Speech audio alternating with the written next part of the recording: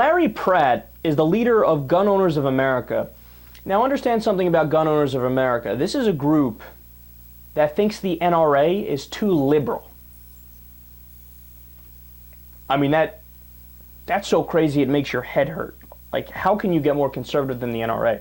But this guy went on Alex Jones' conspiracy radio show to try to out-conspiracy him. Let's listen.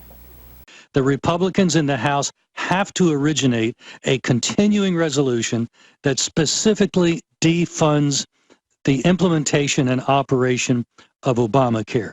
If they do that, the Senate may or may not concur, and the president might veto the bill if the Senate did concur. But here's the deal. That would mean that the government would no longer be able to operate by borrowing. They could only operate on what tax revenues are coming in. Well, that's 57% of what they are spending. In other words, they borrow 43% every day, every month, throughout the year.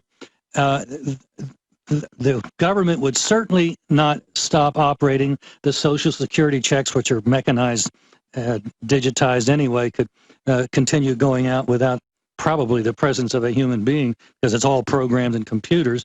So some of those so-called essential functions of the federal government would not be affected. Only if somebody as diabolical as our president were to issue an order saying, oh, we don't have the money to run the electricity for the computers that are generating the Social Security checks, so therefore they're not going to be able to go out. Does that sound preposterous? Well, think of some of the other things the president has done. I love that theory because it's like the inception of stupidity. It's like stupid within stupid within stupid. It's about 3 or 4 layers deep. Now, let's try to walk through this. So, because the Republicans want to defund Obamacare, and for the record, the American people, a whopping 7% of them want to defund Obamacare.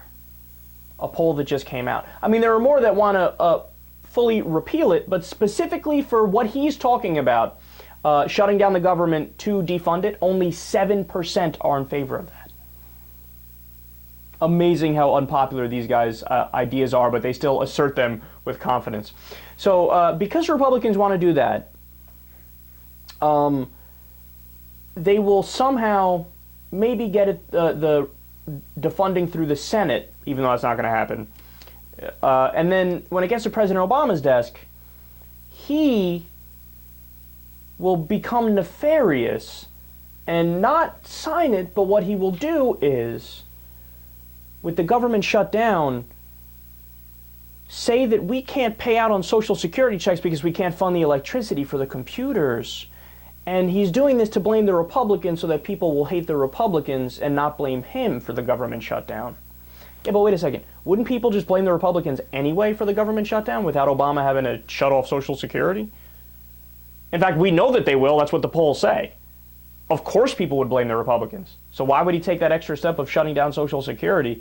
And I love how now all of a sudden Mr. Larry Pratt, conservative, is afraid that Social Security isn't going to be paid out, when the Republican Party for decades, since Social Security started, the Republican Party has been open about wanting to get rid of Social Security, either eliminate it or privatize it, which is still eliminating it because you're changing the system fundamentally.